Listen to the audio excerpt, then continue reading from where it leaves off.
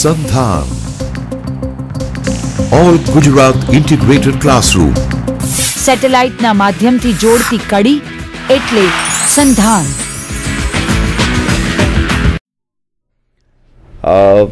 Good afternoon મિત્રો, ફિઝિક્સના આ lecture સ્લોટમાં આજે આપણે બહુ જ એક ઇન્ટરેસ્ટિંગ ટોપિક વિશે ચર્ચા કરવાના છીએ. મિત્રો, તમે જાણો છો કે થોડા દિવસો પહેલાં જ સર્નની લેબોરેટરીમાં એક સરસ મજાની ડિસ્કવરી થઈ, એક બહુ જ ઉમદા પ્રકારની શોધ થઈ, હિગ્સ બોઝોન, જેને આપણે ગોડ પાર્ટિકલ તરીકે પણ જાણીએ છીએ. તો એની ડિસ્કવરી થોડા સમય પહેલાં જ સર્નની લેબોરેટરીમાંથી એનાઉન્સ થઈ. અને મિત્રો, ભવિષ્યમાં નોબેલ પ્રાઇઝ મળી શકે એવા આ મોટા સંશોધન વિશે આપણે સાયન્ટિફિક એંગલથી આજે સમજવાના છીએ. તો ફિઝિક્સના સબ્જેક્ટની અંદર હિગ્સ બોઝોન કે ગોડ પાર્ટિકલ, એનું શું મહત્ત્વ છે અને એ કેવી રીતે ન્યુક્લિયરનું એ સ્ટાન્ડર્ડ મોડેલને કેવી રીતે એન્હાન્સ કરે છે, કેવી રીતે સ્ટ્રોંગ બનાવે છે અને કેવી રીતે વિશ્વની ઉત્પત્તિથી અત્યાર સુધીના બધા પ્રશ્નોના સવાલ જવાબ આવી ડિસ્કવરીથી આપણને ભવિષ્યમાં મળવાના છે, એનું સાયન્ટિફિક પ્રકારનું વર્ણન કરવા માટે મને ખૂબ આનંદ થાય છે કે આજે આપણી સાથે પ્રોફેસર PC વિનોદ કુમાર સાહેબ છે. વિનોદ કુમાર સાહેબ જે છે એ સરદાર પટેલ યુનિવર્સિટીના ભૌતિકશાસ્ત્ર ડિપાર્ટમેન્ટમાં પ્રોફેસર છે અને મને પર્સનલ એવો આનંદ થાય છે કે એ મારા ગુરુ પણ છે, મને એમણે ભણાવ્યો છે. અને વિનોદ કુમાર સાહેબ ઘણા વર્ષોથી પાર્ટિકલ ફિઝિક્સમાં બહુ જ એક્ટિવ રિસર્ચ કરી રહ્યા છે. એમના અંડરમાં ઘણા બધા વિદ્યાર્થીઓ PhDની ડિગ્રી પ્રાપ્ત કરેલી છે. એમણે 70થી વધારે સારામાં સારા કક્ષામાં, સારામાં સારી જર્નલ્સમાં એમના પોતાના રિસર્ચ પેપર એમણે પબ્લિશ કરેલા છે અને ઘણા બધા દેશોમાં, દેશ વિદેશમાં એમણે ઇન્ટરનેશનલ કોન્ફરન્સીસમાં પોતે પોતાના રિસર્ચ વર્કને રજૂ કરેલું છે. તો હું વધારે સમય નહીં લઉં અને આવો આપણે વિનોદ કુમાર સાહેબને હિગ્સ બોઝોન અથવા ગોડ પાર્ટિકલ વિશે સાયન્ટિફિકલી એનાલિસિસ કરતા સાંભળીએ. નમસ્કાર. હું સાહેબને વિનંતી કરીશ કે પોતે લેક્ચર શરૂ કરે. સાહેબ. Okay, Chetan.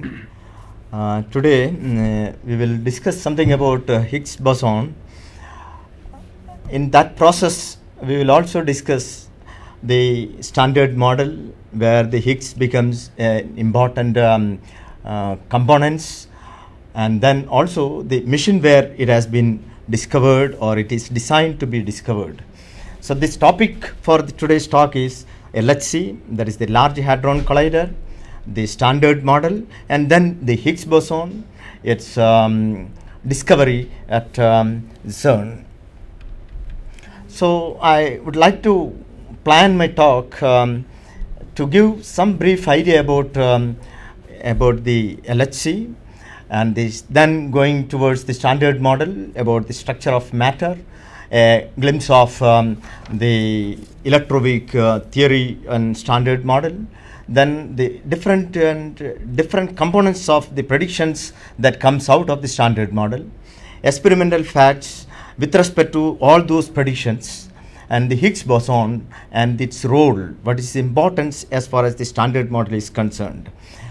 Later on, I will also end up with my talk here about the experimental attempts, the sensitivity with which the Higgs can be measured in different approaches, experimental approaches at the world over in facilities, and also the latest discovery, which I would like to call the hunting, that is the possible hunting of Higgs boson at Tevatron Fermilab as well as at LHC CERN. Final report of the hunting declared at CERN on 4th July, as well as maybe I conclude with some comments coming from Professor Peter Higgs, who put forward the idea of Higgs boson. So this is the LHC. It is all around 27 kilometer long tunnel, a tube with around 50 to 170 meter below in the underground.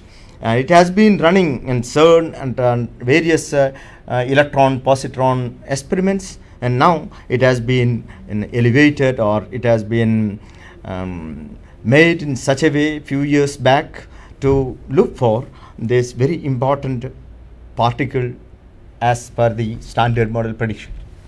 So LHC is basically pictorially, this LHC is a proton collider, and it is being accelerated from a small accelerator, and it will go to proton synchrotron accelerator to enhance its energy, and then it will be enhancing further to a booster to around 1.4 GeV, and then it is being stuffed back into a superconducting proton synchrotron accelerator, and it will be made to enhance its energy to 450, and then one will be driven to this LHC canal will be moving around 20 to 25 times to reach its final destinated energy of 7 TeV proton, and another one with another 7 TeV proton, and they are made to collide at different detectors kept at maybe ATLAS,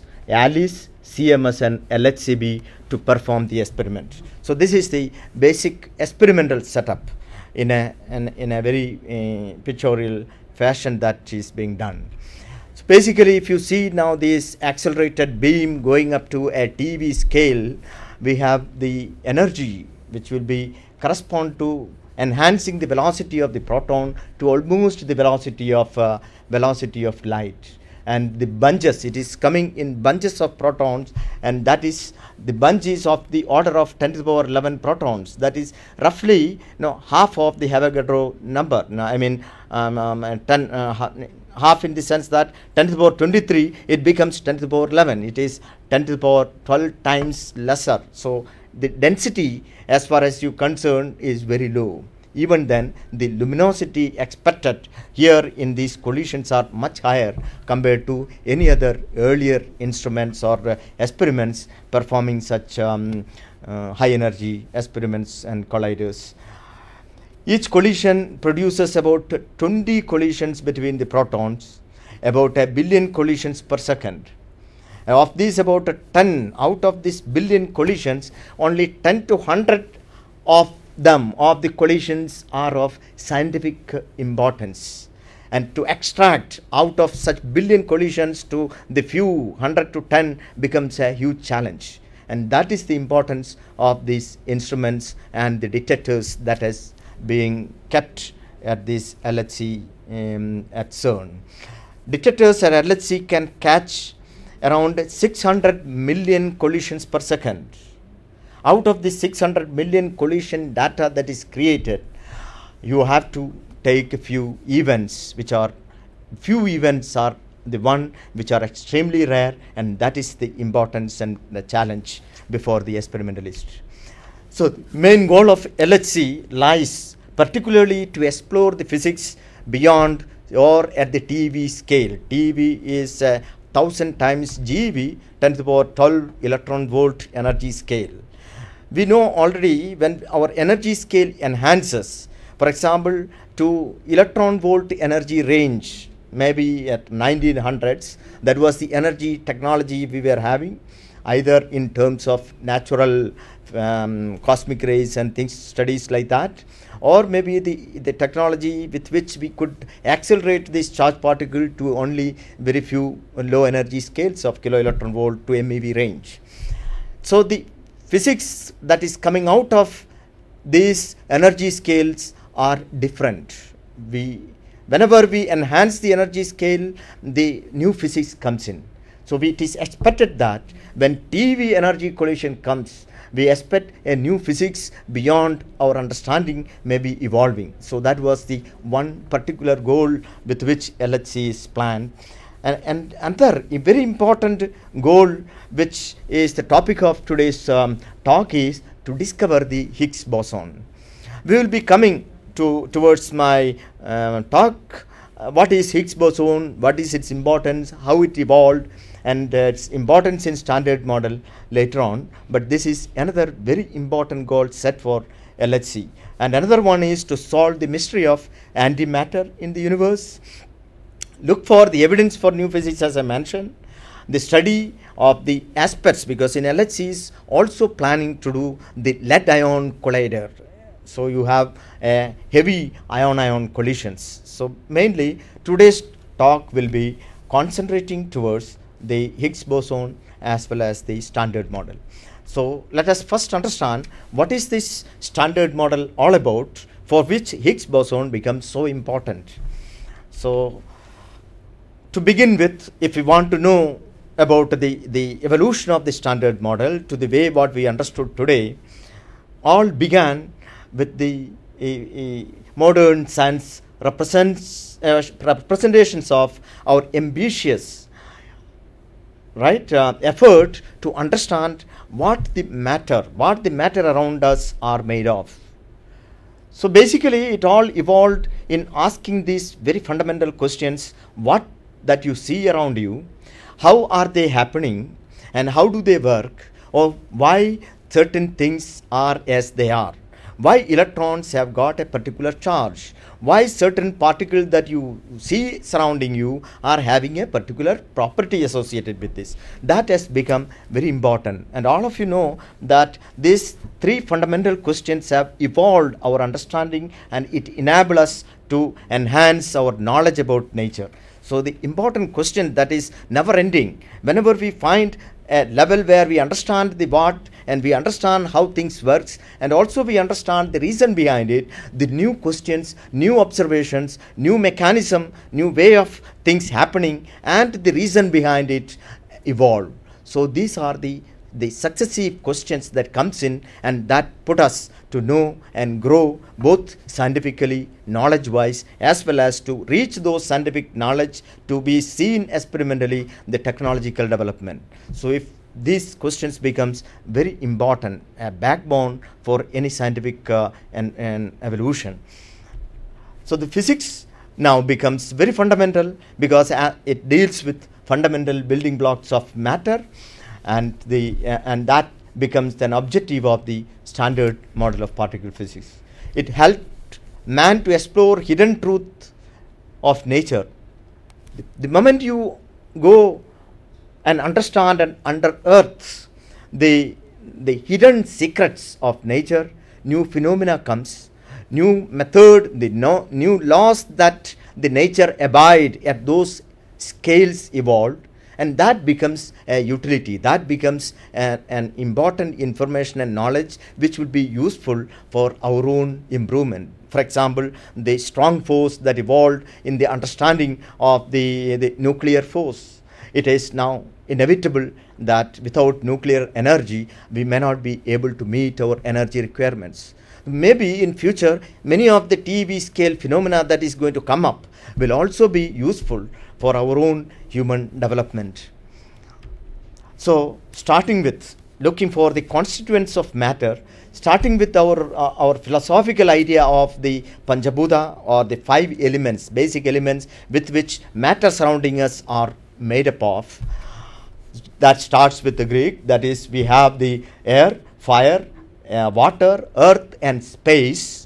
These are our 5 basic elements with which all matter, whatever be the forms, are all made up of.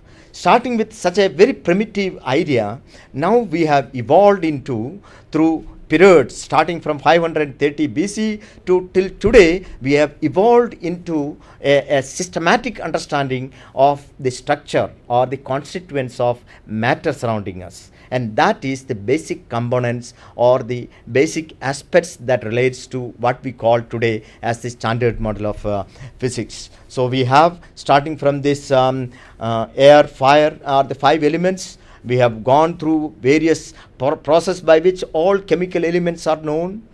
The periodic tables were developed, and then many missing elements were been discovered later on. And then comes our basic idea around 1900 also about the indivisible atomic compositions.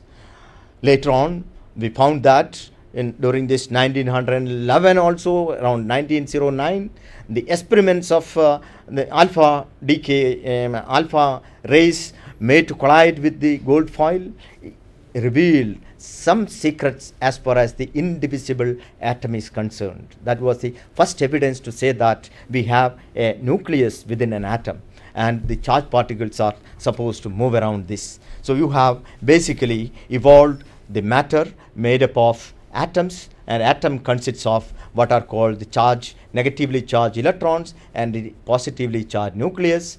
And by now 1932 onwards it is evolved through various studies, both experimental level at laboratory, also from the cosmic ray studies. It is known that we have many more fundamental particles exist in nature. And then we know by 1932 that the nucleus, the positively charged nucleus, is no more contain just proton, but you have a neutral particles associated with it, which is called the neutron. So we have a layer which is evolved from atom, junk matter to atoms, and from within the atom you have the nucleus, which consists of basically equally charged, positively charged protons sitting together with a number of neutrons in it. So we have now protons and neutrons being a neutral charge particle, and they are bound in a very little volume, that is around 10 to the power minus 12 is the size of the nucleus. So in terms of volume it will become 10 raised to minus 36 centimeter cube. So that is the order of the volume within which these protons are sitting together. So you can think of the interproton distances. The interproton distance becomes so small and they become they are stable. That is why we see the matter surrounding us, which are made up of the atoms, and atoms are stable because you have a positively charged nucleus sitting inside, and these electrons are revolving and bound together to make a neutral atom, and by which all the matter surrounding us, the all 5 elements that we have seen here, the matter which we are made up of. So there is along with this discovery of the nucleus, we have evolved into to understand why these protons, they need to repel each other, because they are positively charged, but they do not repel. If they are repelling each other, then they will not be seen within such a small volume.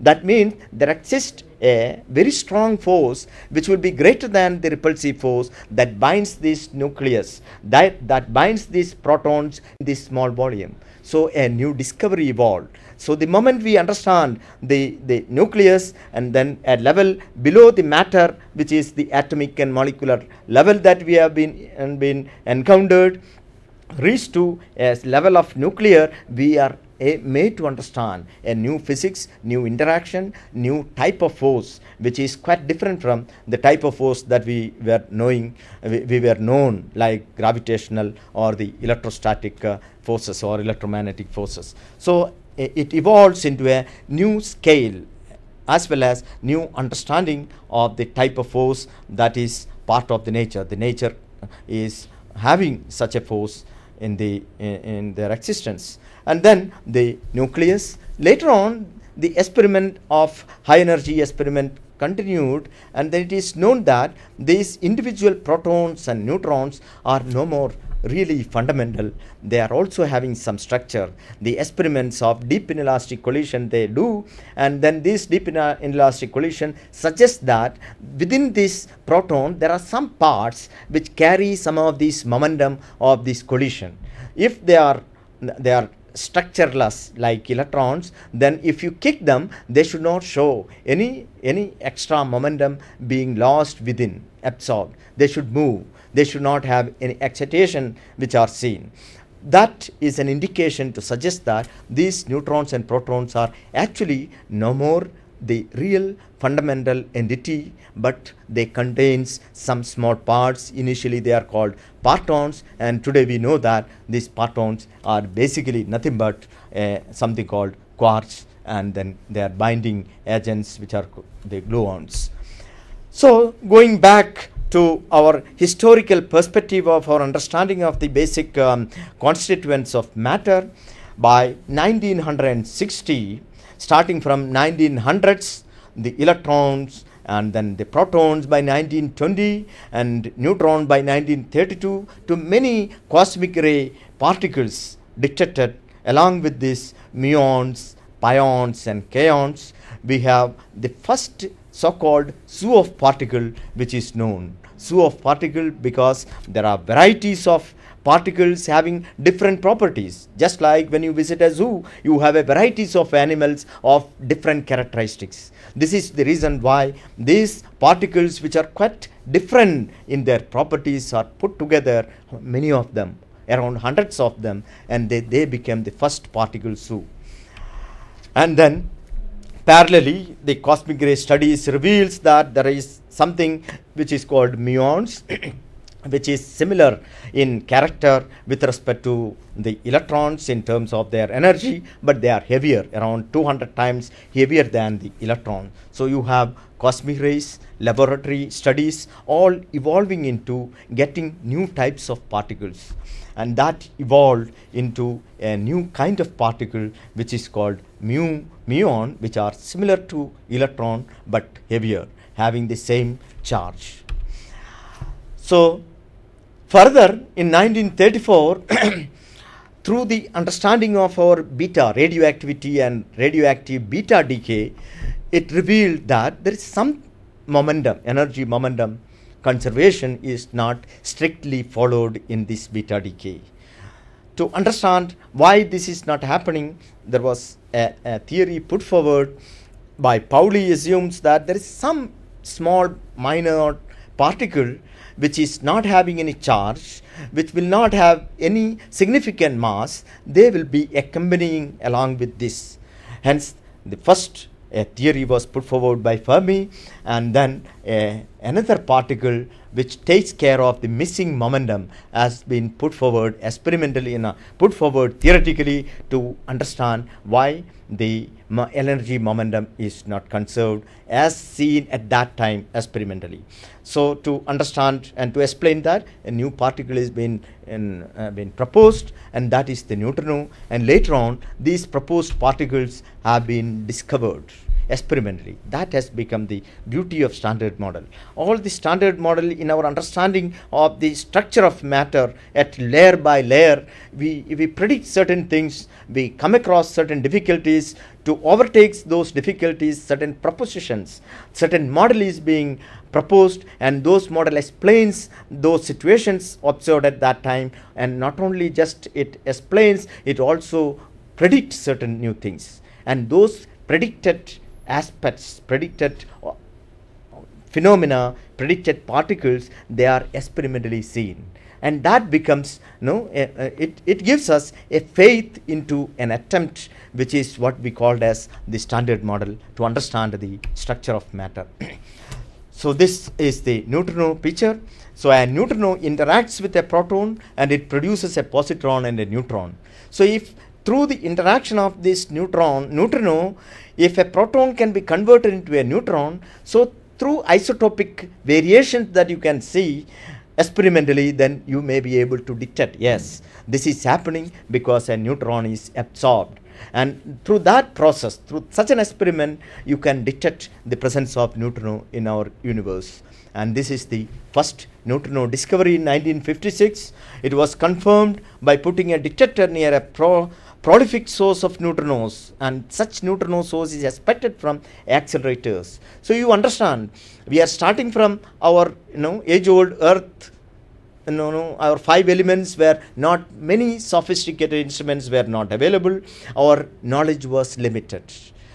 Now the challenge putting before us to discuss, to understand more underneath secrets of nature, evolved into developing new technology. These new technologies gives us higher and higher energy beams or the accelerator facilities, and then the reactors that we have made, and through the reactor large amount of neutrinos are produced, and in these neutrinos are now being bombarded, being allowed to pass through a matter medium in which there will be an absorption of some of these protons and converting these protons with the neutrons. And then if the neutron composition increases, the number of protons in the given matter changes, the isotopic composition changes, and that can be experimentally seen, and that is how the neutrino was first detected experimentally. And this Fred Raynes and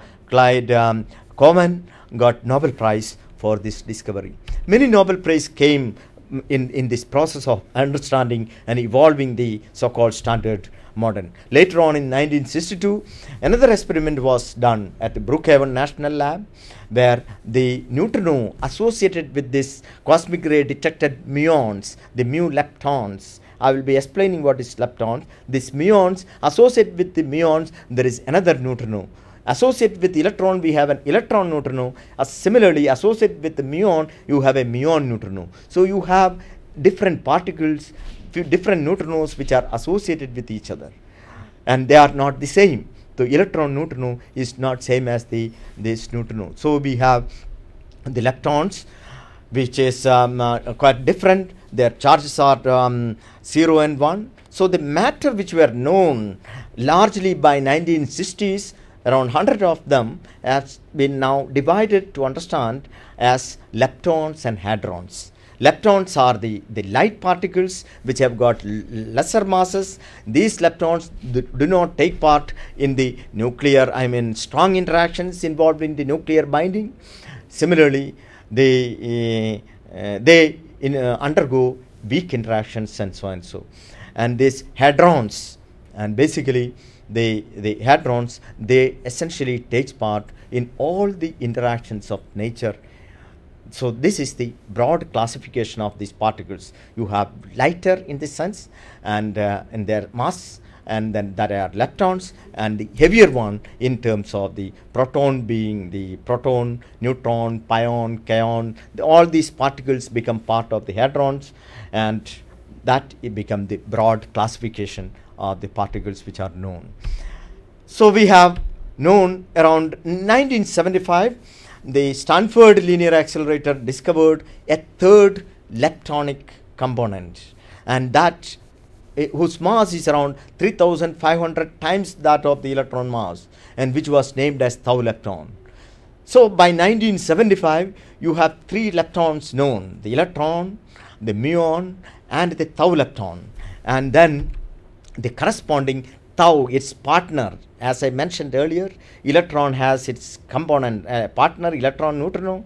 You have muon, you have a muon neutrino. Same way, the moment a tau lepton is discovered in 1975, its partner, a tau neutrino, is also being seen by 2000. So you have a very nice combination of three different families of leptons, which is called electron family, muon family, and tau family.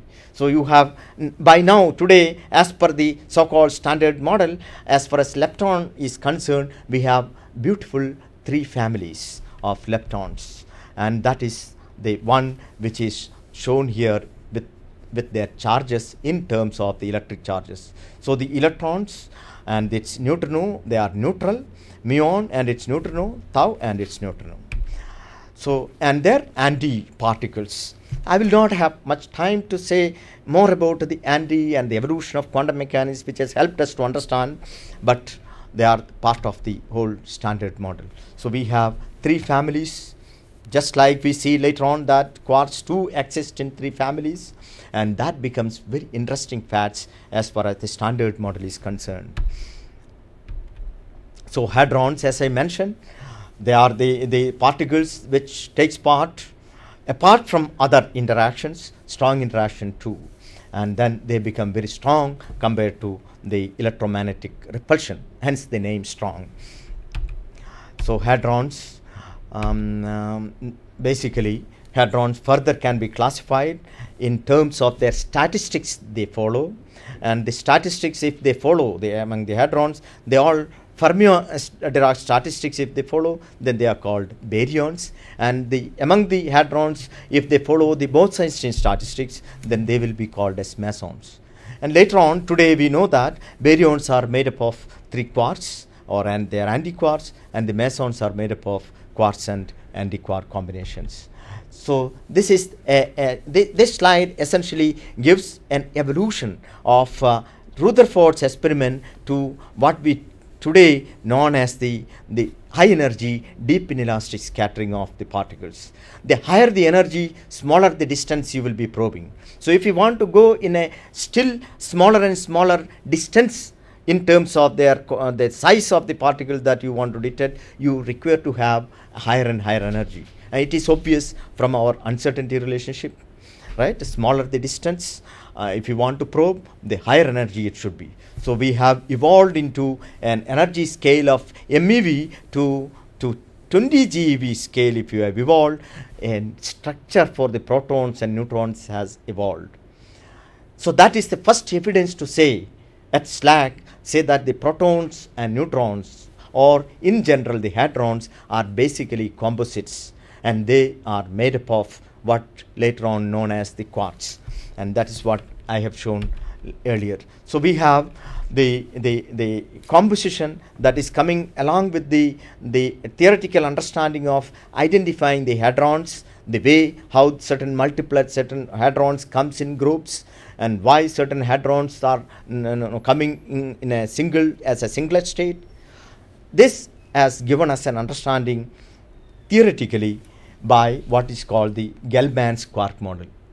The Gell-Man's has put forward that to understand our ordinary particle that has been seen up to 1960s, will be able to explain if you assume these hadrons are made up of 3 constituent particles called quarks, and the SLAC experiment at the GeV scale supports such a proposition. Not only that, it supports the SLAC experiment also, but the Gell-Man's quark model also explains the structure by which the low-lying states of the hadrons are explained. It also predicted a new particle having certain spin, and these new particles are later on experimentally seen, and for which for these predictions, and after the experimental discovery of the omega hyperon, he got Nobel Prize for this particular model.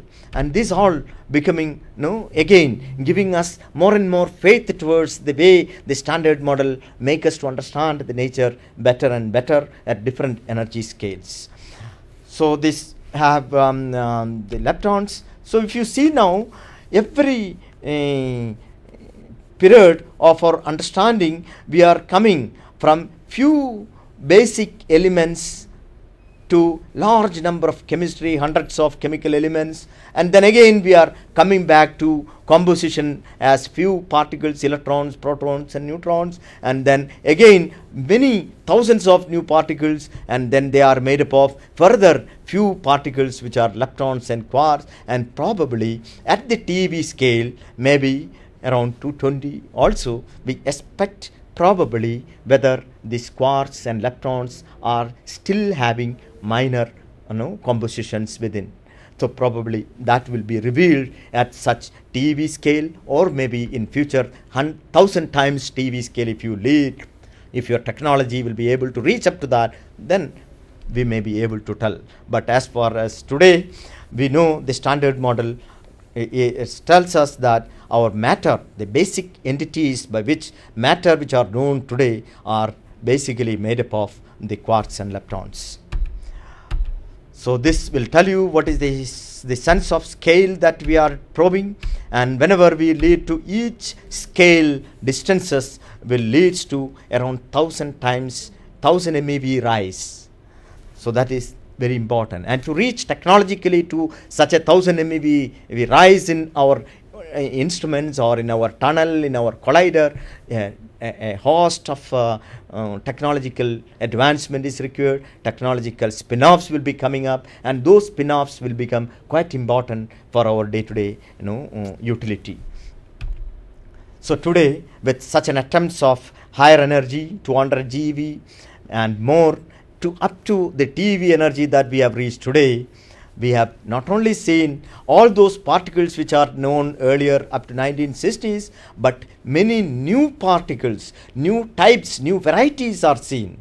So here is the time where 1977 to 80s, we have a new types of particle, new varieties which are not seen earlier, and that leads to our understanding of what we call a world of charm and beauty. The charm and beauty are just our namesake, but really they are quite charming. The field become very charming because there are new varieties which we called as the new flavors which are seen, or which is named just for the namesake as charm and beauty in inverted comma.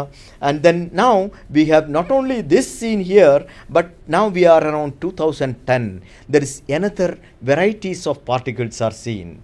Many of them are made up of charm and beauty. There is no new flavor which is essentially seen here, but there are quite interesting discoveries being taking place here, and that is what today. And out of this, all these discoveries are under of the standard model understanding of our nature, the standard model. But then we must understand what is the requirement of the so-called Higgs, which is being made as a main goal as a part of the standard model. We have, as I told, we have a world of charm and beauty, and theory will suggest that there are large number of charm mesons and baryons which must be seen, and many of them are experimentally seen, even though many are still experimentally to be seen. And future we hope, if the standard model is correct, then we must have seen many of these charmed, doubly charmed baryons and many of the other excited state mesons. Many of these the mesons are already seen experimentally today, and lot of works are currently going on, and they attempt to understand or attempt to experimentally seen these so-called standard model predicted baryons are the future scopes of the present day experiments. And this is the experimental method or experimental observation which first seen the production of the charm and their excited states. So many of these excited states are also seen, just like you have an hydrogen atom and then the excited states of the electrons in the hydrogen atom, the whole hydrogen spectra is known. Same way we have the charm spectra, or all the hadronic spectra has been experimentally seen. Many states are seen, and we see many of these things. In the case of beauty, we have the 1s state, 2s state, 3s state, 4s state, and many of the P and D state. I am talking about P state correspond to something similar to hydrogenic state, L is equal to 1, angular momentum L is equal to 1, D state correspond to L is equal to 2, S state correspond to L is equal to 0. So we have a new spectroscopy which is similar to the way we understand the hydrogen atom, and those things have evolved, and many of these things are now known experimentally, and many of the new particles, new excitations or the new resonances are experimentally coming up, and this becomes a challenge. What are their composition? Are they really the excitations of this bound system, or they are something which is the multi-quark states? Are they again coming something a molecular state, in hadron molecular state? So we are going into our understanding of ordinary hadrons and their excited states to a composite, something like dihadron multi-quark states, or maybe new excitations of new types of particles where the combination is not quarks and anti-quarks alone, but there can be a gluonic composition that is coming, which are called hybrids. So there are many challenges that is coming for us around the 220 also, or by 216, 215, in few years of time, we will be able to understand many of these things. So this is the further. So far, up to 1977, our requirement, what we have seen both experimentally and theoretical understanding says that we have quarks which are up, down, strange, and charm and beauty. We were 5. But then theoretical study related to certain decay suggests that not only this 5 quarks, there must be a 6th quark which is called the top quark. And this is warranted to understand the decay of K0, which is going to mu plus mu minus. And this study will tell you that the total, this is understood in this 3 fermionic composition of this triangular diagram, and that leads to certain anomalies, and to these anomalies can be avoided if you have the summation over all the fermionic charge put together should become 0. If that is the prediction that standard model provides, then there must be 3 families of the quarks. one family which is UD, the second family is CS, and third family is TB, in accordance with the 3 families of leptons which are seen. And this is possible only if you have a 6th quark which is to be seen, which is still now whatever our discussion goes as not seen. The top quark was predicted, and then that makes this total fermionic charge combined to become 0. So 3 leptons, that is 3 into minus 1, 3 colors, because the quarks do have another new degrees of freedom which is called the color degrees of freedom, and the strong interaction that we know from the nuclear forces is basically related to this color interaction. Just like electromagnetic interaction is understood, the charge particle in the electromagnetic interaction is understood by exchange of photons, the way the colored quarks within the hadrons are understood through the exchange of gluons, and then there are several colored gluons, around 8 of them, and then you have the quarks which are coming in color triplets. So you have a new theory to explain the color interactions, and that is what we called as quantum chromodynamics. Just like you have a quantum electrodynamics, you have a quantum chromodynamics, and today we know that quantum chromodynamics is a theory for the strong interaction, to understand strong interaction, just like quantum electrodynamics becomes the theory to understand the electromagnetic process. So the top quark was essential and predicted, and experimentally it was at LEP, linear electron positron collisions. It has been seen, or it is predicted, that its mass should come somewhere in this layer. So this is the limit for the top quark mass to be seen by the LEP to PP bar collision data, and the LEP1 data is the one which is given by the red, and that overlap comes around 170. And it is seen that this top quark is also essential as far as the limit to the Higgs mass is concerned. We will not discuss more here. We will be coming to this discovery later on. So the top quark is discovered in 1995 finally. So we have very happy families. The Standard Model understands today whatever the matter surrounding is, the ultimate composition by which this matter are made up of are basically the 3 families of leptons and 3 families of quarks. And then how do they interact? The interaction is understood in terms of the gravitation, weak force, electromagnetic and strong force. So what is the Standard Model? So basically the Standard Model is the best way to explain how this matter that we know interact each other, and that is about the 12 fundamental particles governed by the 3 basic forces. Oh, sorry.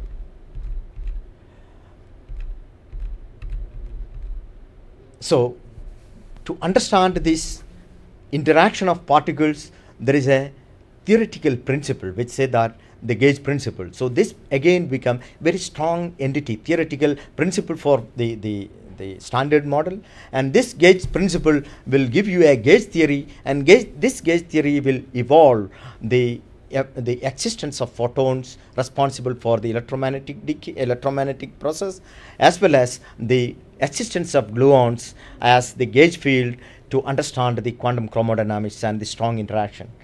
And further, there is certain an understanding to look for the electroweak theory, because electromagnetic and weak are single entity of a better theory, a better unified scheme in under Standard Model that is evolved to a new theory which is called electromagnetic theory, which is nothing but in a more technical fashion, which is called SU2 cross U1 theory, and the quantum chromodynamics as the QCD, which is the SU3 theory.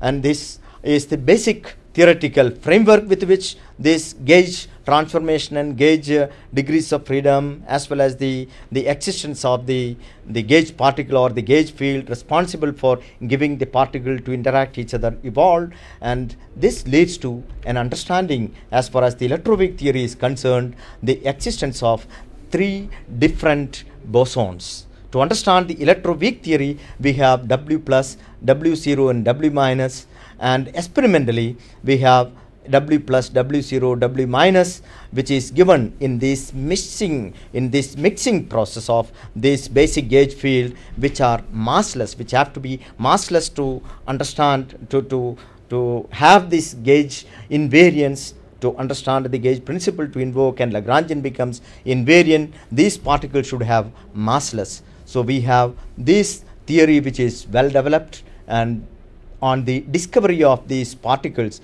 W plus, W minus, they got Nobel Prize. So we have this coupling, gauge coupling, that gives us the strength of the interaction, and then there are discovery of these neutral currents, the currents which is responsible, that is responsible for the exchange between these electrons and the neutrinos through the Z boson. They are experimentally seen.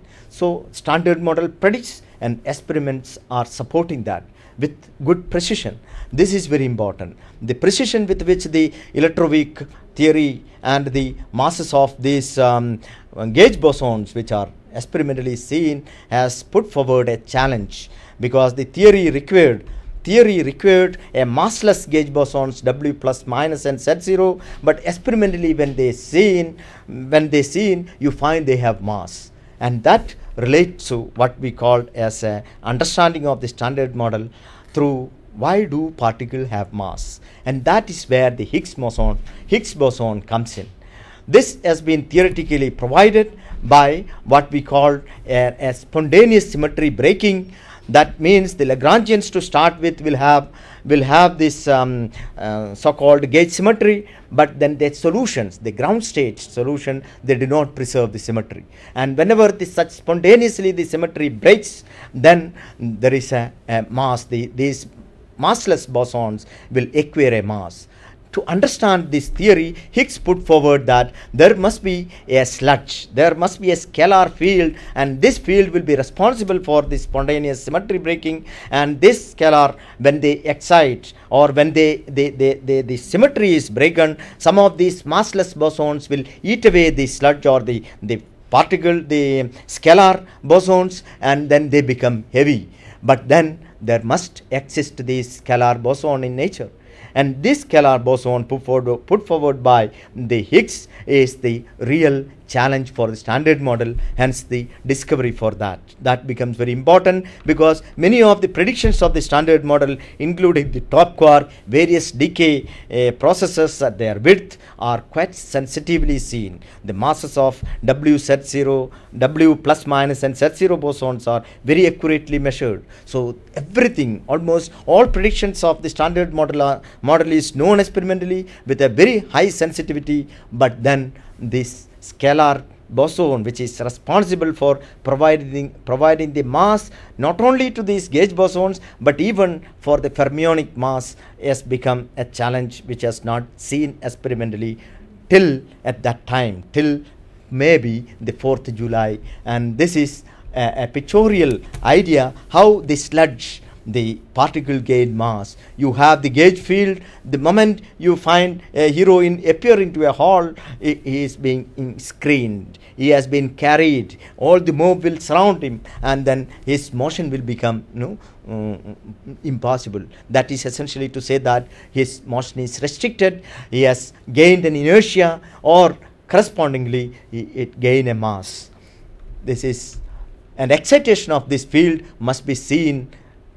That is the scalar Higgs boson, and I will show you.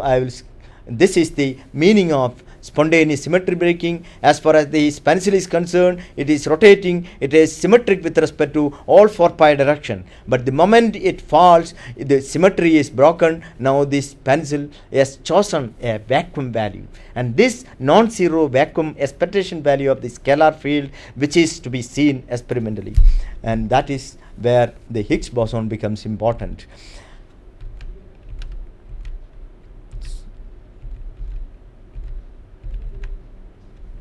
This is the standard model prediction. They discovered W Z boson, precision for the Z sector, W, and electroweak unification has been verified. Radiative corrections are understood. Predictions of top and their sensitivity to this are also measured, and then that leads to some idea about the discovery of Higgs seen at Tevatron, and it was finally found the hunting for the Higgs boson has really taken place at the Higgs at the LHC, and then that is the after many efforts, this is the real observation which I want to show.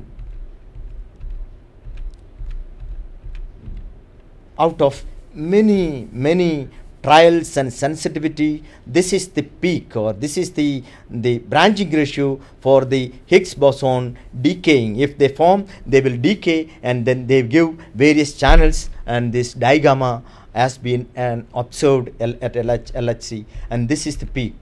I'll just show the final result of this, and that this is the result which the LHC has been able to show the statistically quite significant, which you cannot neglect, which you cannot remove by the standard of what is called 5 sigma significance, the signal that has been captured at the LHC. And then on 4th July, with such a confidence of 5 sigma level, the LHC has declared discovering something like Higgs-like boson. And with all its understanding of standard model, we theoreticians will understand that this is nothing but a signature of the Higgs, and Higgs is essentially seen, and there are many more supporting experiments looking for its channels, which are dilepton, BB bar, and that will again support. So in future we will see that this particular event which is seen experimentally are essentially be seen in future experiments. Hence, as far as today's talk is concerned, Higgs boson as seen, at least preliminary, we understand that it exists and it has a mass which is around 127 GeV. Okay, તો આપણે આ એક બહુ જ એક્ઝોસ્ટિવલી detailed topic છે, અને આપણે જાણીએ છીએ કે 1962માં હિગ્સ નામના વૈજ્ઞાનિકે જે પાર્ટિકલનું પ્રોડિક્શન કર્યું હતું, એની ડિસ્કવરી 4 જુલાઈ 2012માં જ્યારે સન લેબોરેટરીના એક્સપેરિમેન્ટ દ્વારા કરવામાં આવી, ત્યારે આપણને એ હવે જાણવા મળે છે કે સ્ટાન્ડર્ડ મોડેલની જે ખૂટતી કડી હતી એ હવે એમ થાય કે સેટિસ્ફાઈ થઈ જાય છે. તો આટલું એક્ઝોસ્ટિવ ટોપિકનું ડિટેલિંગ આપણે એક જ કલાકમાં કરવામાં આવ્યું, એટલે સમયની થોડીક પાબંદી હંમેશા રહેતી હોય છે. પણ તેમ છતાં આપણે વિનોદ કુમાર સાહેબનો દિલથી આભાર માનીએ કે એમણે આટલા ઓછા સમયમાં પણ બહુ ડિટેલિંગ કરીને હિગ્સ બોઝોન સુધીની રિક્વાયરમેન્ટ અને એની ડિસ્કવરી વિશે આપણને ખ્યાલ આવ્યો. નમસ્કાર સાહેબ.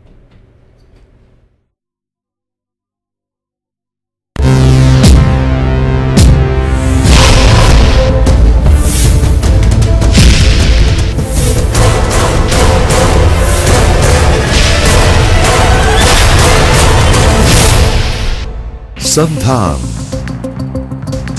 All Gujarat Integrated Classroom. સેટેલાઇટના માધ્યમથી જોડતી કડી એટલે સંધાન.